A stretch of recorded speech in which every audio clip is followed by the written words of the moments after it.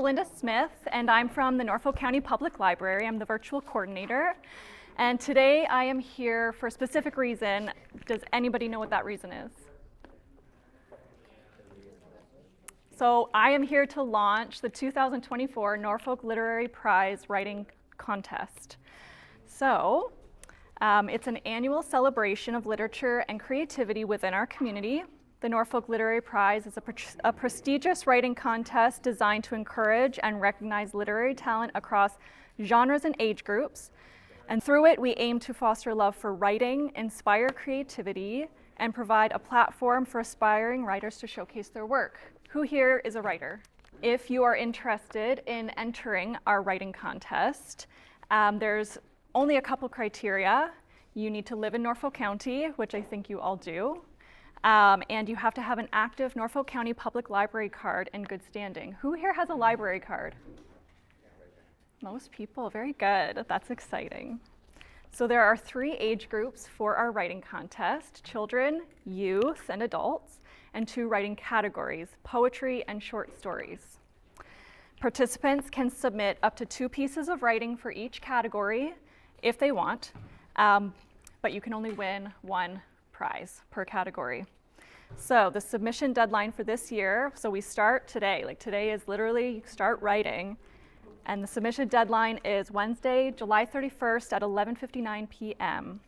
And so before I introduce our special guest author, I'm going to kind of go overview the the entry details. Kind of talked a little bit about some of them already.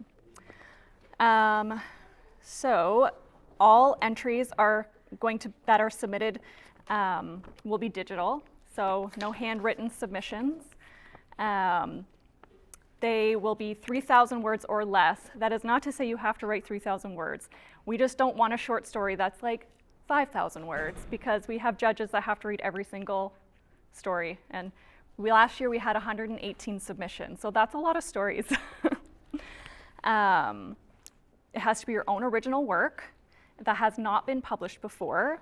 I always like to encourage writers to try to challenge yourself to write something brand new starting today to submit to this year's contest. So for youth, you'd be born between the years 2007 and 2010. Children would be 2011 to 2015, and adults would be 2006 and earlier.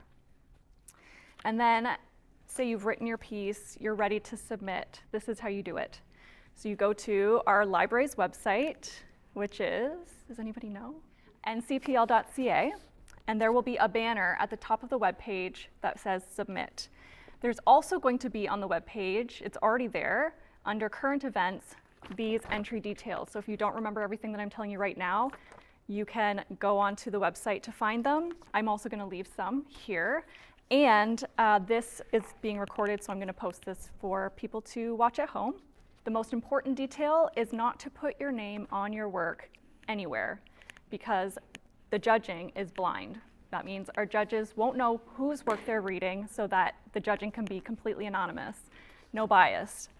And there are monetary prizes for first, second, and third. So that's all that. Does anybody have any questions? So now I'm going to turn it over to our guest author, Cher Obediah. I have a little intro for you. Cher was our guest speaker and author last year who launched the Norfolk Literary Prize in Port Dover. She also presented at our awards ceremony in, it was November, right? November 3rd. And at these events, like today, she's going to share her insight, her tips, and maybe even a poem or 2 from her book of poetry, From Shame to Shine. Cher is Ojibwe and Mohawk of the Turtle Clan from Six Nations, Ontario, with roots in Alderville First Nation. She's an award-winning filmmaker, author, speaker, and certified aerobics instructor. She is the creator of Cultural Cardio, a unique blend of aerobics and women's fancy shawl powwow dancing. Cher started in theater before making her way to television as a reporter. She currently works in film and operates her own production company. She is a multidisciplinary creative lending to projects that focus on healing and transformation, equality and inclusion, Indigenous culture, domestic violence, all things art, and content that inspires others to recognize their own worth. Today, she's going to be presenting Unlocking Creativity, a journey into the benefits of writing and finding inspirations, and leading a mini writing workshop. So let's welcome Cher, everybody.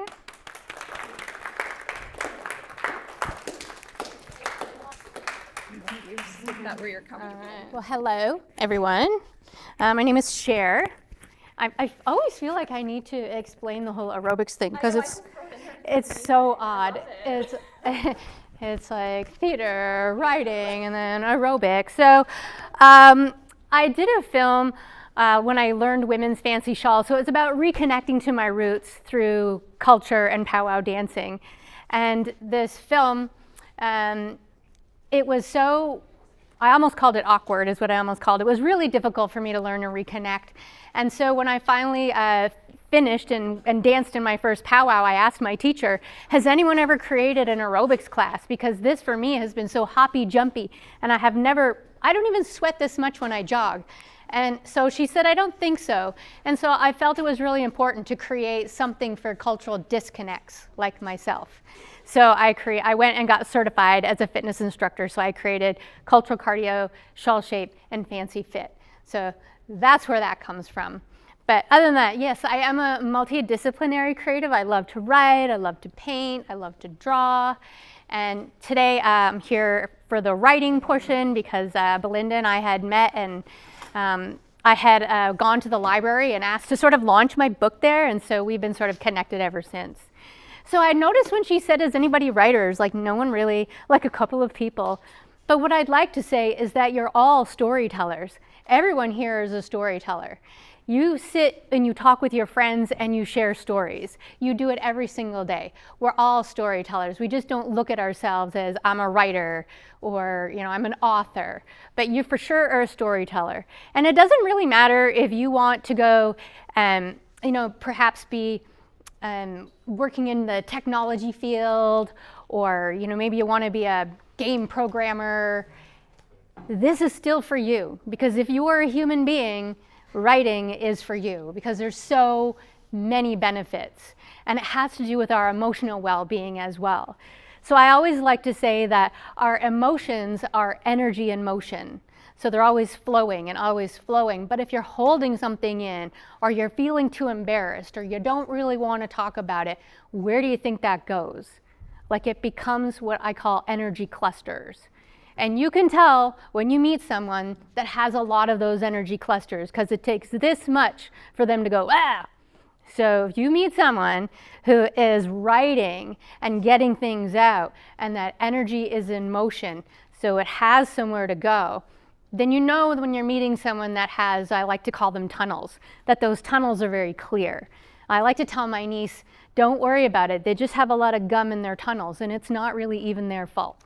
So I just like people to recognize that about ourselves, that we are energy and that our emotions need somewhere to go. So if we have something that we're like don't really want to talk to someone about, or we're kind of like shy, or we don't really feel like we have anyone to talk to, then writing is an absolute huge benefit. We've all heard about like, do your journal writing. And so I brought like a few writing prompts with me today, which is, did we have paper? Do we have? Yeah. We're not going to do it just yet, but we're going to do a little bit of writing today. I brought a couple of little writing prompts for us to sit down and get quiet. We'll do it, and then afterwards, if someone feels like sharing, you can, and that's always really beneficial as well. So one of the things I like to talk about is where do we get our inspiration from? Because writer's block is a real thing. I remember when I was writing, I spent a lot of time on my living room floor staring at the ceiling.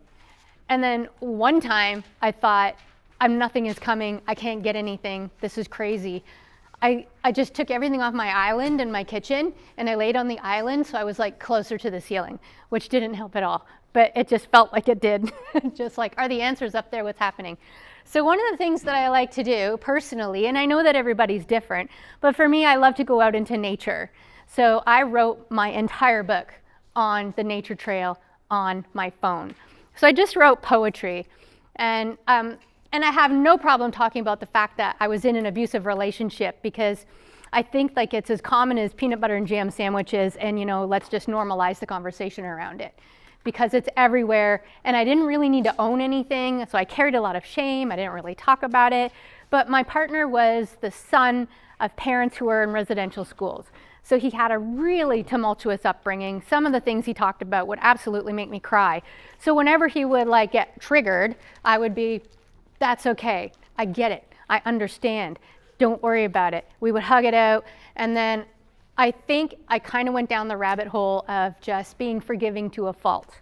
So one of the things that I did during that time was I just took my phone and I walked out in nature, and I would be like, and I'd start writing. And by the time I got to the end of the trail, I had written something that felt like was pretty decent. So I emailed it to myself.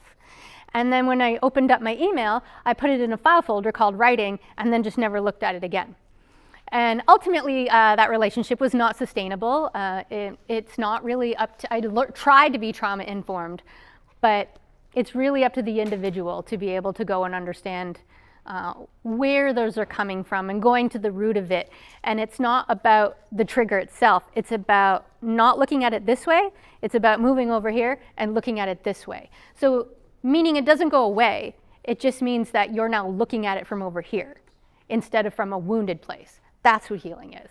It'll always be there. You can't erase it. But what you do is you rewire your neurology. So you make new connections for your neurology. So you're now, every time you get triggered, you're like, oh, here's the new path. So you have to look at it in a different way. But that's not my job. That's his work. And so we did end up separating, and I noticed at the time that my writing had shifted to healing and transformation. Not what can I do to sort of help him or us get along, what can I do to help myself understand how I got in that position in the first place? What's missing within myself that caused me to be so, I want to say a doormat almost. I like to say I'm a recovering people pleaser, a little trouble saying no to people.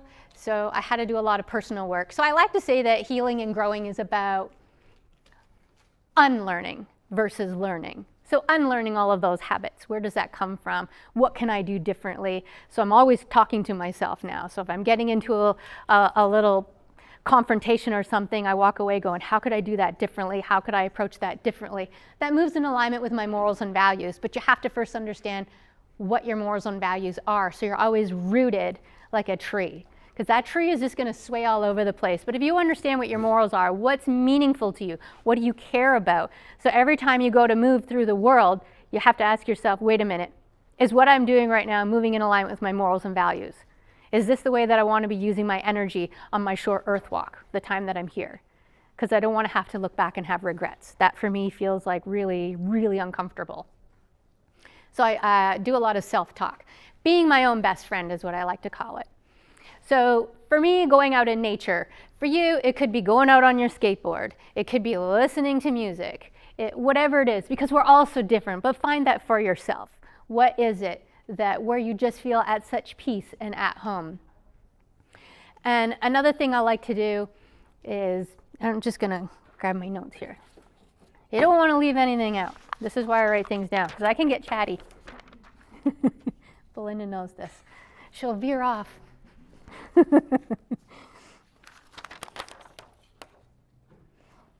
Yeah. Yes. So it's almost like, I had someone explain it like this one time. Writing poetry or being a writer is like going through life with a fishing net. So you're catching all the nuances, you're catching all the little things, you're paying attention. You have good situational awareness. Over here, somebody might be talking and you might hear something and it's like, ooh, that's interesting.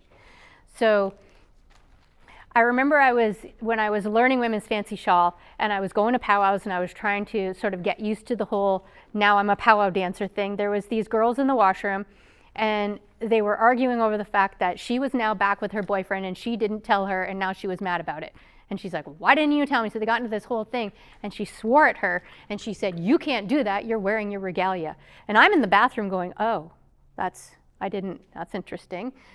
So I kind of came out and I was like, are you telling me you can't swear with your regalia on? She's like, you can't. You have to smudge it before you put it on, and then once it's on, you're just your authentic self, and you cannot do that. And I was like, I love that. So that's fascinating. So this is what I mean by like I was just in a washroom stall, but I was like, that's fascinating. So it's about maybe you're in a coffee shop and somebody says something, so you can get inspired that way. So maybe just don't go through life with your blinders on. So a lot of us are just like, I'm going to mind my own business, I'm going to do my own thing. But if you're a writer, you're catching what's over here. You're catching what's over here. You got good situational awareness. And so that kind of thing, because it all matters. All of your experiences are going to come into your writing anyways. But if you're really paying attention, there's all these other experiences out there just waiting for you to write about. So there's all of that. So just really have good situational awareness and paying attention. I mean, don't go like be nosy or anything like that, or just like, I'm doing writing research, I just need to get into your bubble. It's like, I have no problem telling people in the grocery store, if I'm in the grocery store and their cart is like, I'm like, excuse me, but you're in my bubble. Like, I don't mean to be rude. And they're like, oh, so I actually say that. It's a thing that I say. I have a bubble and you're in it. So some people don't know. They just get right on up in it. They just don't realize it, and that's just what they do. So, but it's not for me to just go, oh my God, that's uncomfortable. So when you're stepping into your authentic self, then you have those boundaries. You don't need to be mean, just be polite and just like you're in my bubble. So, no one's gotten mad about it yet, but I do say it. So also paying attention to people's body language as well, because it says a lot about who they are. And if you're character building and then you're just looking at other people, it's like, how are they sitting? What are they doing? How are they moving through the world? So you're just kind of like watching body language of other people as well, if you're character writing. So that's always helpful. And read a lot of books. Read a lot of books. I just want to get right. Read a lot of books for your, it's like, readers are leaders, I like to say. But when I was writing my poetry, one thing I did was I just went and bought a slew. I like audiobooks, by the way. No one ever told me that there's different, there's kinesthetic and auditory and visual, and you're different learners. We're all different kinds of learners. And I didn't know that I was auditory. I always just said, I don't read books, I don't like them, I read the same line over and over and over and over again, and then I don't know what's happening, so then I didn't do that well in school. But the minute I discovered audiobooks, woo, and I mean woo, I just like, 3 days, done. And then, I'm just gonna read it again. And I listen while I rollerblade, or while I'm riding my bike, or while I'm walking my dog, or driving in my car, basically addicted now. So audiobooks really was a game changer for me. And so I got a lot of poetry books. And so what I did was, I'd be walking my dog and I'd be listening to a poem, but then there would be one thing that would stand out and I would hit pause. And then I would write in my phone, this stood out for me, I don't know why. So then when I got home, I would pull that line out and put it on my computer, and it's like, what does this mean to me? Why did that stand out for me? Something within that is speaking to me. How would I say that? How would Cher say that? So that was a really great way to sort of get inspired as well. What are other people doing? How are they saying it? So anything that stands out for me, I just was taking note of that as well. Songs, if you listen to songs, I started to listen to songs differently. It's almost like I wasn't even enjoying anything anymore because everything became such research. I was like, that's a really cool lyric. I've never thought of that before. I've never really sort of looked at it that way. So then I would just write that out. Again, how would I say that? Why is that meaningful to me? Why did that come up for me? Songs, books, all those things, really great ways to get inspiration as well. And I don't know if you're into going out in nature, but that was really, really, really big for me. I mean, it's our ancestral DNA. I mean, it's where we didn't have any of this. You're not just your mother and your father. You're made up of so much incredible DNA that sometimes I just get really excited about that. And when I think about nature and creation, and today when I think about Sister Water, I look at her like a relative, because without her, I wouldn't live. I wouldn't be here.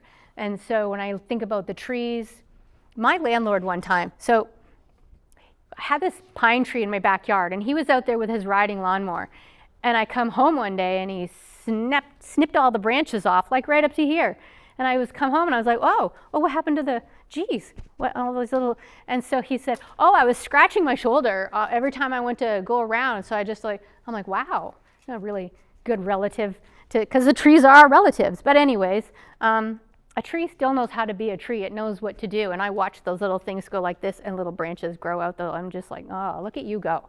So when we think about like Toronto and all the man-made and all the beautiful, it could never do that what that tree did. So I think about things like that and how connected we are and how every time I go into nature, it's just so inspiring.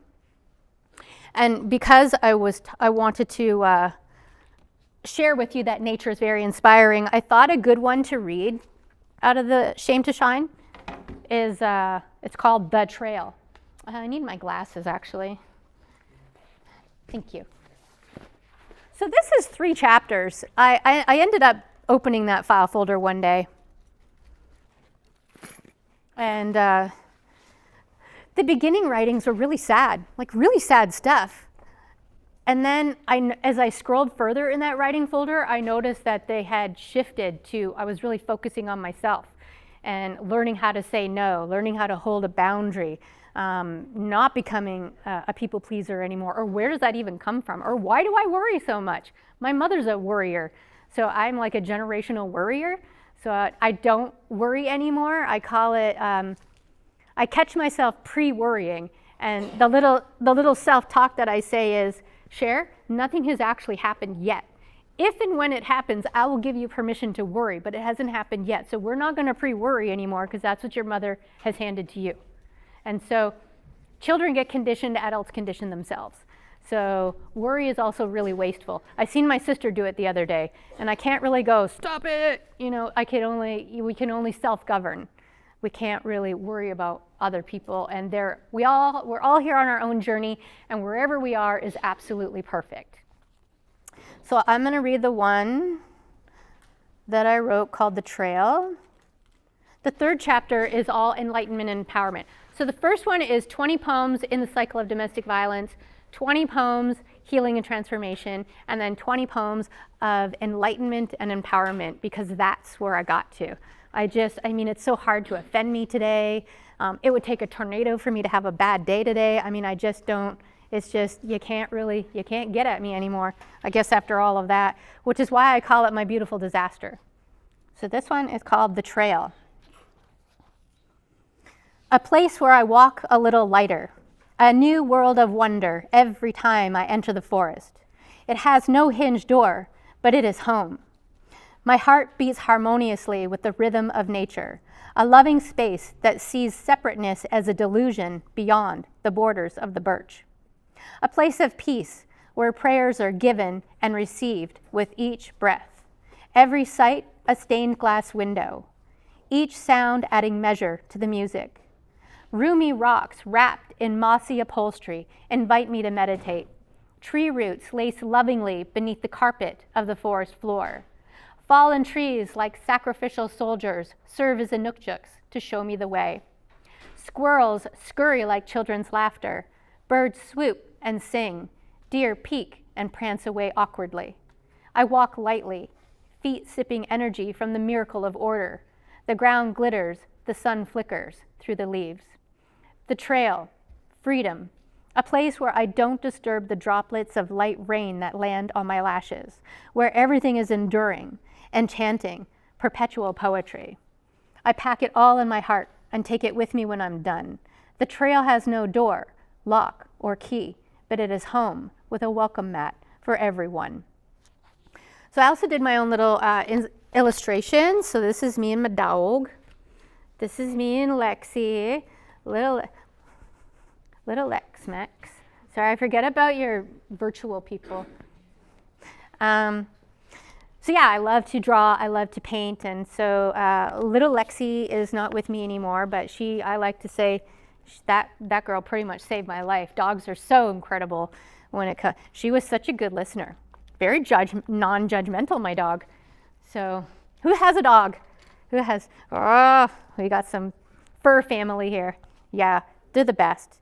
I have a new dog now. I call it an accidental love affair. My niece, her dog had puppies, and I really didn't want one because I just lost Lexi, and I'm just like, I need a little time. And she's like, are you sure? And I'm like, I don't really want like a big giant. He's a big, and so she gave him to my niece who was 12 years old, and I was like, oh no, you can't do that. Now I have to take her to training. So I took my niece and the dog to training, and it's never what you do in a class, it's always what you do at home. That goes for school too. Like you can learn here, but it's always what you go out and do that's gonna make the difference. So I took the dog all the way to Stony Creek, and I would train him in my yard for like 3 days, and then I would take him back home to Brantford. And then we would go to another class. I would make her train the dog, and then I would take him home, and then I would get his commands really solidified. And then when we were all done, we did puppy, and then we did intermediate, and then we were all done. He had his little graduation cap. It was so cute. It was so cute. And I ended up, that's the accidental love affair. I'm like, is Roscoe busy? Can he come over? Like now I missed him. So, and then she ended up getting into a situation with her aunt, and then now neither one of them see him. He is now with me all the time. So here we are, me and Roscoe, the dog that, we're so awkward, but I love him. They're all so amazing. So yeah, I wanted to say a couple of things about this, because it's where my heart beats harmoniously with the rhythm of nature, because everything is so, it's so pristine. It knows what it's doing. Those trees underneath the roots, even if there's a stump cut off, if you like lift up all the dirt, you'll see them reaching over like fingers to give. It's just unbelievable. There's a whole intelligence with trees. I would like to do a whole documentary called What a Tree Does for Me, because if you even look around this room, it will blow your mind how inclusive trees are, like the tables, like everything. We don't give enough gratitude for what it offers and what it gives and what they've seen. If you see it like a 300-year-old tree, I'm like, whoa, I'm a bit of a history nerd. What have you seen? So, you know, there's such a harmony out there that we as humans, our humanness is so connected with. There's just something that there's a resonance there. And then I mentioned the stained glass windows. So every site is a stained glass window. And by that, I just meant that for me, that's my church. So I don't really go to a church. I'm very spiritual. But what I will say is that if you're spiritual, it just means that you're connected to self and rooted in self, and that whatever religion you're a part of, it can only strengthen it. Because once the person is solidified and solid, anything that you believe in just becomes more solid. So for me, everything is a stained glass window when I enter the forest. So that's what I meant by that. Roomy rocks wrapped in mossy upholstery invite me to meditate. So in Stony Creek, there's the escarpment. And I would go out, it was like on a complete, who's ever walked the escarpment? It's a really amazing hike, because it's like up and down and over, and I mean, you don't want to jog on there. It's just like a really good hike, but they have these big square looking, like those landscaping rocks. People will actually put them in their driveways. So they, at a certain time of year, just got covered in moss. And I was like, that looks like upholstery. It looks like a couch. And I just went over there and I sat on it and I just meditated. Mudras are like when you either have your hands like that or like that, but if they're open, then you're collecting the energy. So I would sit there and I would just like collect the energy and sit on that rock and take it all in. And could you imagine, just like little me, just trees everywhere. It was just one of the most peaceful things. And I have that now in my back pocket as sort of like a little mind memory. I read a book by Brene Brown, and her daughter, she took her to those little paddle boat things. You go out on the water and you're just like paddle. I believe that's what they were on. And she said her daughter was just like, all of a sudden she was just like that. And she was just like, and she's like, oh my God, are you okay? Like, what are you doing? And she's like, I'm just taking a mind picture. And she was like, for what? And she's like, so whenever I have something going on or I'm having a stressful day, I can just remember this. And so it's very similar to that. And so if we have those moments in our lives, I think about that mossy rock covered with upholstery. And I have that. It's in my back pocket. I always have it. So no matter what's going on, that I'm in control of my own inner world. I have a little, I love a good visual. So I brought my little feeling factory key, because one of the things that I learned with my ex is that I kind of had like my catcher's mitt on whenever he was like throwing garbage. Somehow I was sifting through the trash. I didn't need to do that. or I would have my catcher's mitt on and I'm carrying it around. And so when I was going through this whole self-discovery, I learned that he doesn't have the key to my feeling factory. I'm the only one that has the key to my feeling factory. He can say whatever he wants, but he doesn't have the key. I have the key to the feeling factory. And so I like have the heart and the tree that's rooted. And I actually want to make a necklace out of this because I want people to have like a visual reminder that they are empowered, that nobody has the power to go inside of them. It's called learning to live from the inside out. So it's a really powerful concept. And that's why I want to have a visual, because I want you to know no one has the key to your feeling factory but you, that you're always in control of it. And we just, oh gosh, we're so affected by external circumstances. When things happen, it can just tailspin us. And next thing you know, we're hyperventilating. It's just like, or they're right. And it can really mess with us if we're not aware. So it's a matter of just, the first thing I do is breath work. If I'm getting freaked out or psyched out about something, I have a lot of control over my inner world just by breath work. So I'll just like bring it back down, bring it back down. So there's a little team that we have inside that will either say, like if I'm all stressed out and freaking out, my little team inside is saying, get ready for flight or fight. She's freaking out. And then there's like cortisol going through my, or if I'm doing breath work and I'm bringing it down, my little team inside is saying, get ready, she's going into rest and repair, dopamine.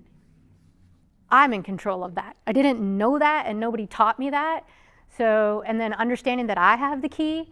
So all of these things, this is why writing is so critical, so that we have a good emotional awareness, we have an outlet, we have somewhere for it to go. I can really get carried away on that, but that's like for another day. If you want to bring me back, I would love to do emotional intelligence. Well, how much time do we have now? Where are we at? I want to make sure you have enough time to write. Just after 1. Okay. I'm going to talk a little bit about some of the benefits now of writing on top of the emotional. It really requires us to be honest with ourselves.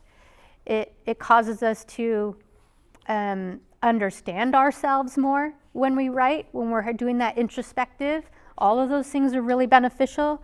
It really fosters a connectivity and a belonging, which we're hardwired for. So all of these things are just, again, no matter where you want to go with your career, if you're human, connectivity and belonging and those kinds of things just are coming through our writing and our voice and our individuality. Just get it out there. Or if we just want to create characters, it's really good mindfulness, because you're not anywhere else, but you're in that moment. So you're not in the past, you're not in the future, you're not worrying, you're really immersed into this world that you're creating for yourself. It feels really good. When you get creative, you're inspired. And when you get inspired, you feel my niece gets so silly because she likes to sew. So whenever we go to like Lens Mill and we get new material, she starts doing this. And I'm like, what's going on? She's like, I'm just excited. And I'm like, oh, she's feeling inspired. So when we're doing what we love, that's what being inspired is. Writing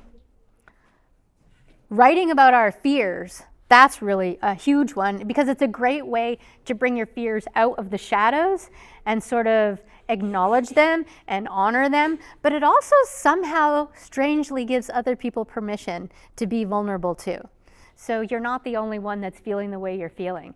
We're all here on the same journey. We all have a spectrum of emotions, and you're not alone in anything, like ever.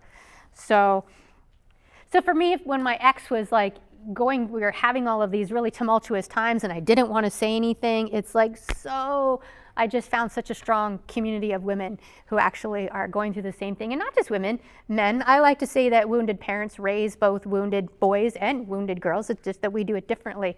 But society points at men as being abusive to women, and that's not true. It's both. So, and I always like to sort of get that out there as well.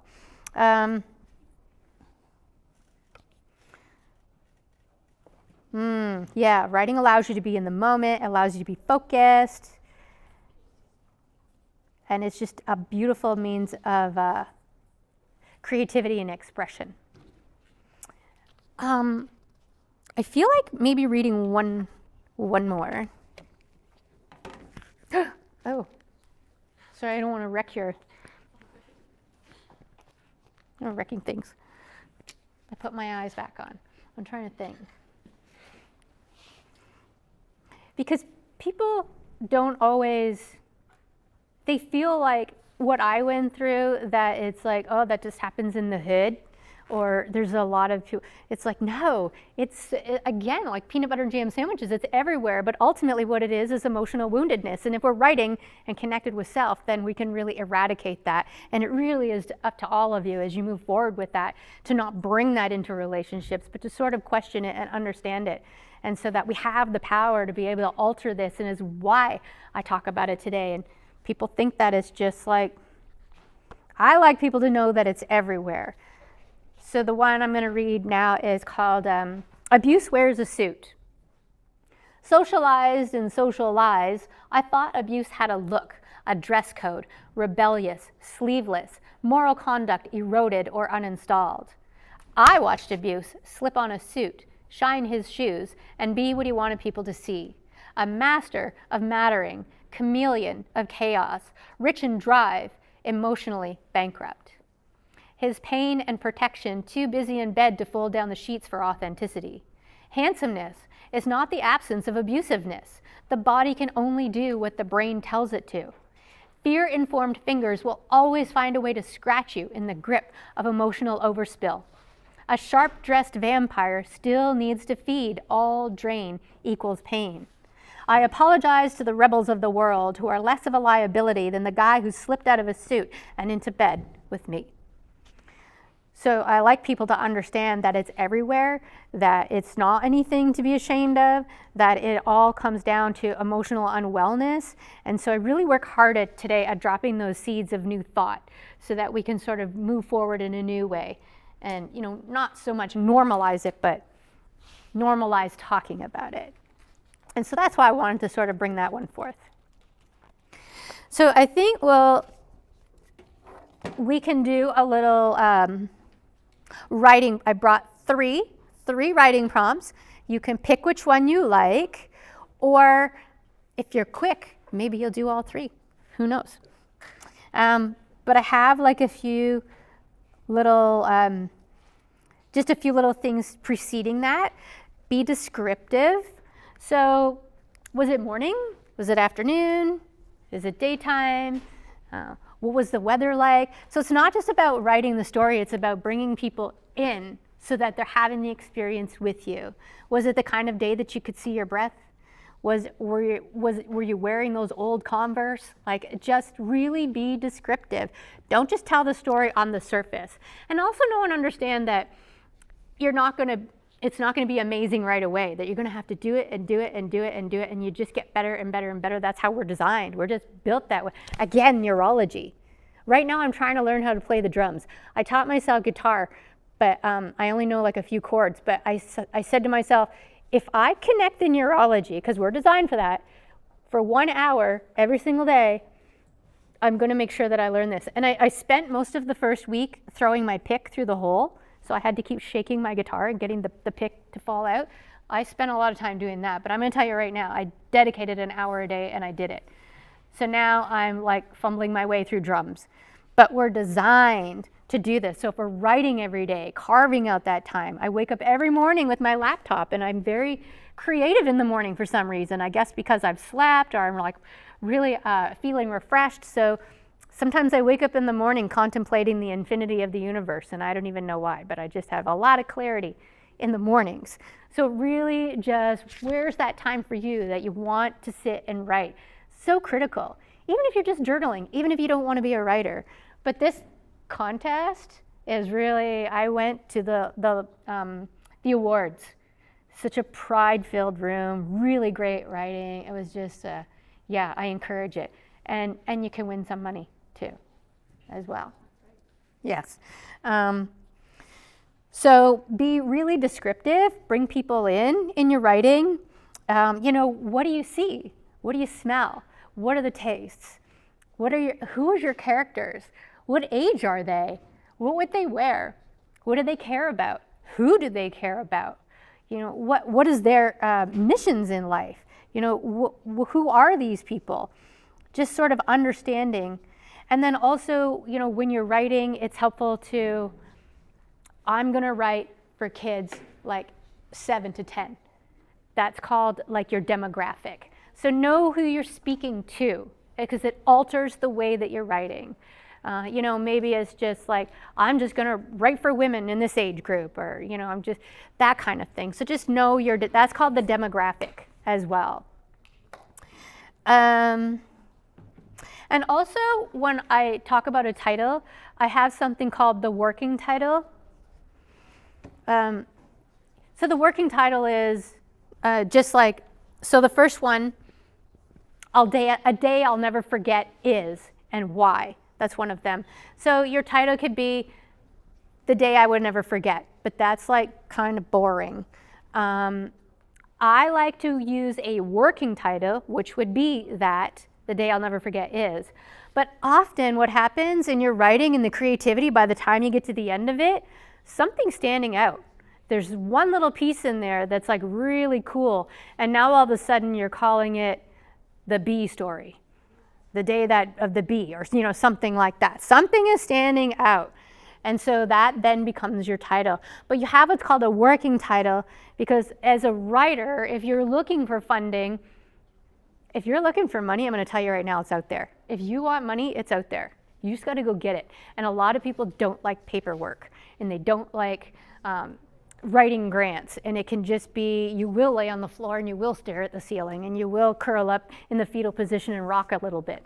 That's all I'm saying, but you can get the money. So there's grants out there for writers. You just have to sort of chunk it down, take a little bit of the grant, and then write, because they'll ask you, why are you the one to tell this story? They want to know. So then they're just regular people out there that are reading your grant, and they have like a little point system, and they're going to be like, oh, she is the one to tell this story because of this. I really resonated with what she wrote here in this paragraph. So even if you're not a creative and you're applying for grants for anything, writing is just every which way that you look. It's everywhere. But if you do want to write and you want to be a creative, then grant writing is a part of it as well. So you'll put the working title, but then, yeah, again, quite often, you'll come up with something much more creative that comes out of the work at the end of it. So give your little piece a title. We're going to do a little bit of writing. I brought 3, so whatever one resonates with you. The first one you've already heard, A Day I'll Never Forget is, and why. I believe we're taking 20 minutes. We're taking 20 minutes to write. My favorite movie is, and why. And then the third one is, you accidentally find out you have a superpower. What is it, and how would you use it? So go ahead and pick one and write away. And we can share them in about 20 minutes. All right, is everybody done? Everybody ready? Yeah, thumbs up. So do we have anyone that would like to? I really loved everyone was like engaged in it and writing, doing your thing. Thank you for that. Does anyone want to share their story, their favorite movie, or nobody? Everybody wants to keep it to yourselves. Quiet writers. My favorite movie is Titanic. Yeah, do you love Titanic? I'll share a little thing that I learned about that. So James Cameron was the director of Titanic, and he likes to do scuba diving and deep sea diving. That's like his thing. It's his pastime. He enjoys that. And then when he found out that the Titanic was found, he obviously can't go down, and so he really wanted to see it. And so what he did was he wrote a whole pitch to to Paramount and to everyone for funders, and he's like, this is the movie I'm going to make. So he basically got someone else to pay for his trip down to see it. I mean, the end result was a really incredible movie, but I mean, if you're crafty like that and you just like It's just a really, really smart thing to do if you're seeking funds for something. And I was thinking about the day I'll never forget, which is why I brought up the bee, that when I was younger, I was a tomboy. So I always wore baseball hats. I didn't wear dresses ever.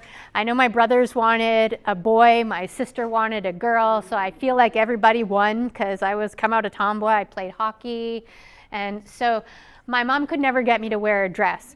And we were going to the CNE, the Toronto CNE, and then afterwards we were going to dinner in the CN Tower, and my mom said, "You have to wear this dress." I'm like 7, by the way. So she's like, "You have to wear this dress." And I even remember it was like red. It had all these little flowers all over it. It had the ties on the shoulder. You could tie the little bow in the shoulder. It had the little stretchy rib cage part. And then it was like really fluff. Anyways, we got into like this big thing about it. And then she's like, "You can't go to the CN Tower if you don't wear your dress." And so I said, "I will all day long wear what I want to wear. But when we go there, I'll change in the bathroom." So that's what we did. She talked me into it. And so I did end up changing in the bathroom. And then I come out and a bee flew right up my dress. And I was running around the CNE with my dress like over my head. My mom was running around. I was screaming. She was screaming. My sister's laughing at us. It turned into a whole thing.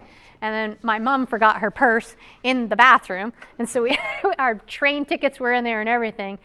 So if you have like an emotionally charged event, that's what tends to stick in our brains. The day-to-day tends to go by, but if we have an event that's emotionally charged, we tend to remember it. And the moral of the story was I never had to wear a dress again after that.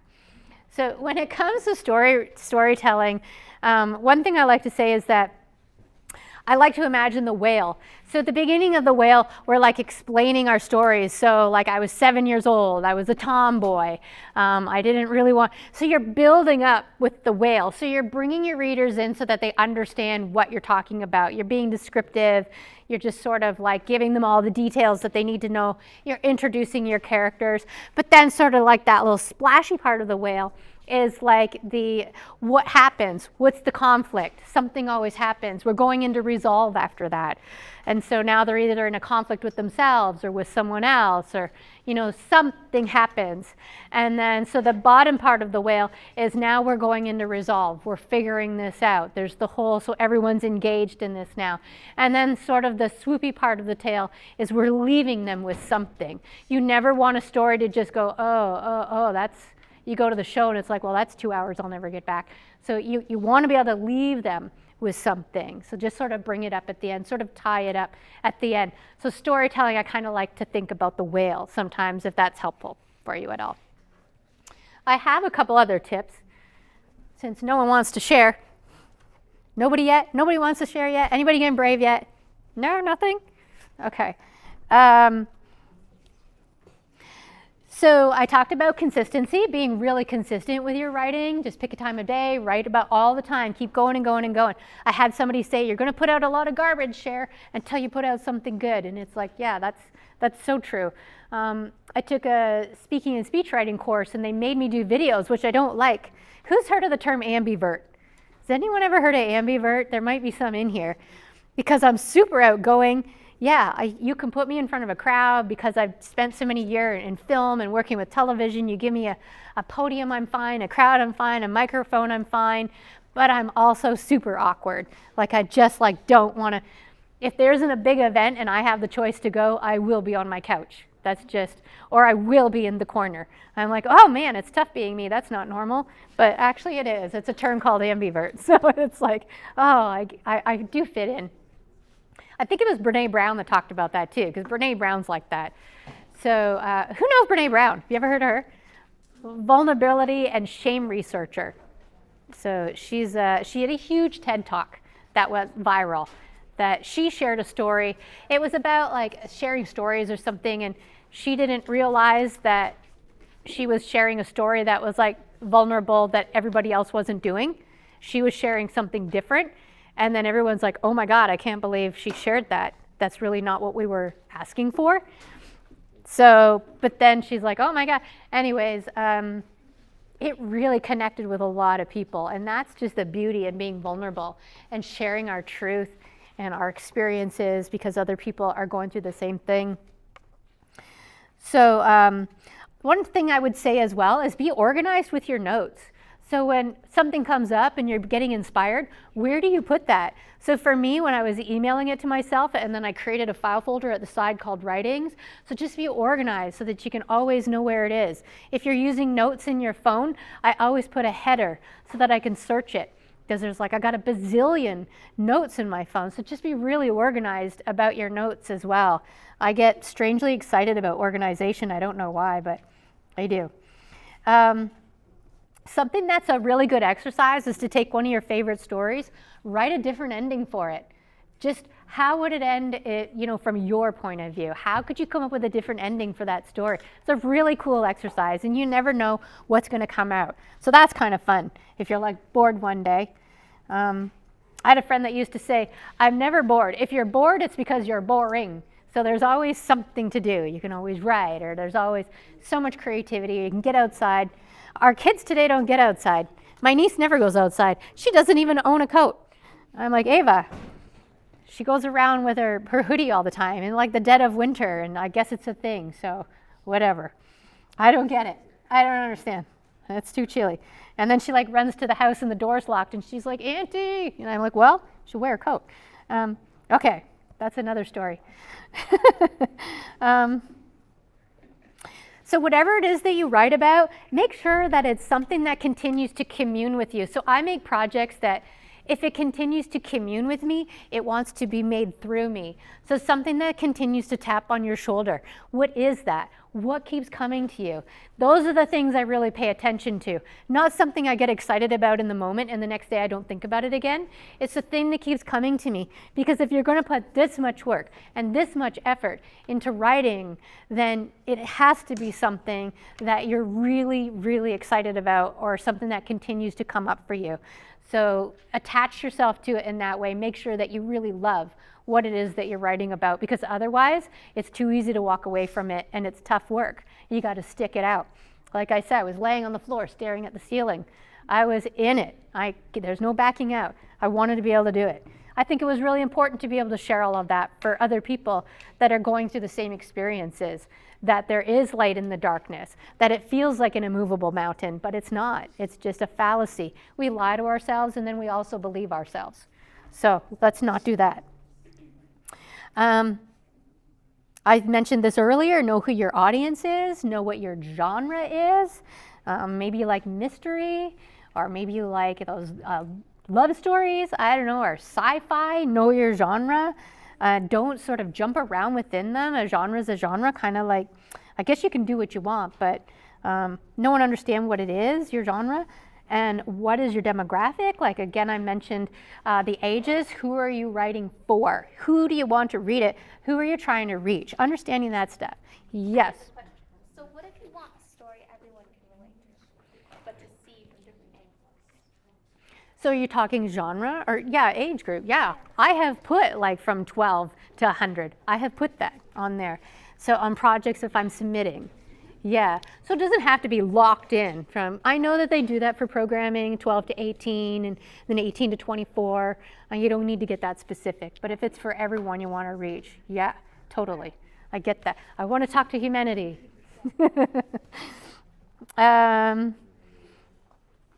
It's a good idea because you get your nose so close to your project that you can't really decipher anymore. So it's somebody needs to read this. Somebody else needs, give it to somebody else, let them read it. So for me, because this was about domestic violence, I got a hold of the shelter. I got free counseling from them. People think you need to stay at a shelter. You don't. You can just go there and get free counseling. So that's what I did. You don't even have to pay for it. So I paid 3 of the ladies there to read my manuscript.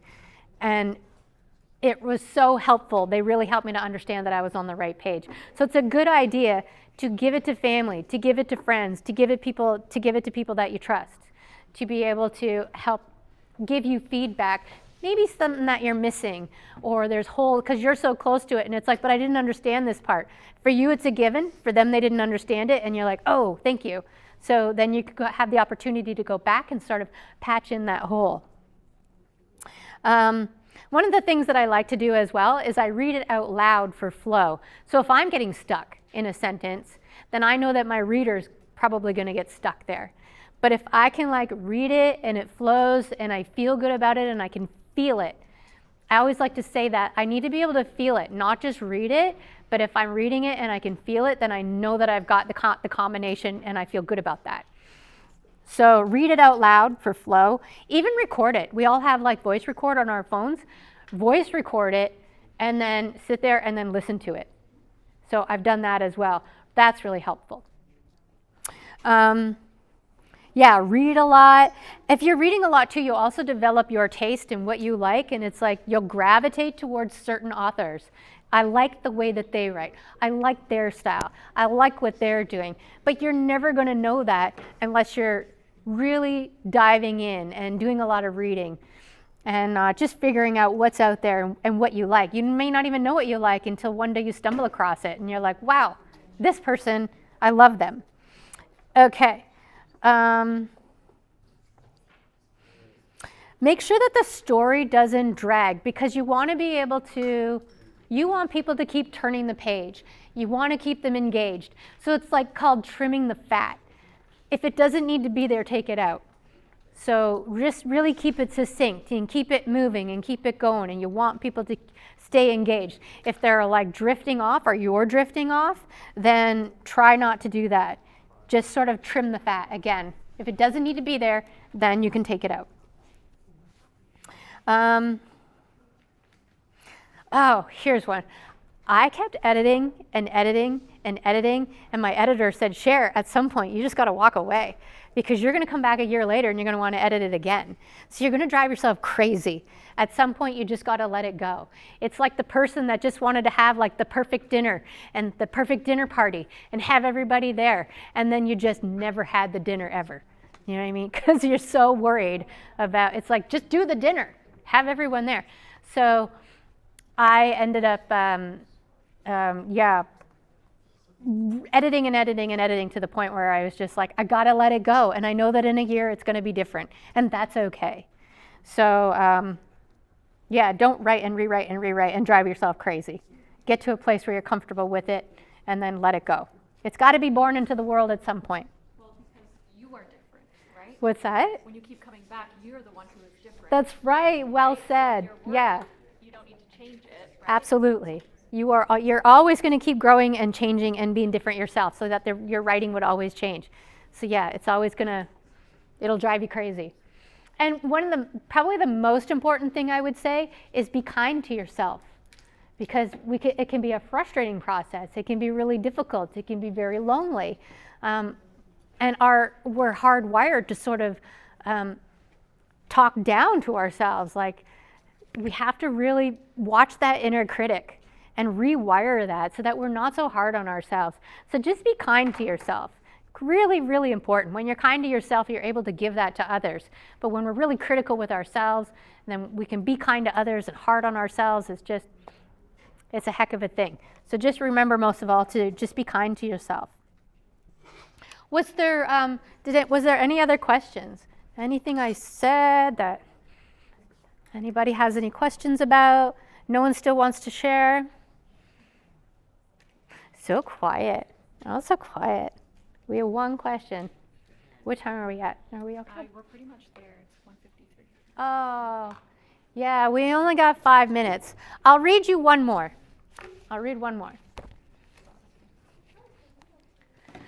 Let me think. I have a question. Yes. Who is going to seriously consider entering the Norfolk Literary Prize this year? That's a good question. Yes. Very good. Oh, nice. Because the youth category is notoriously the one that is under-submitted.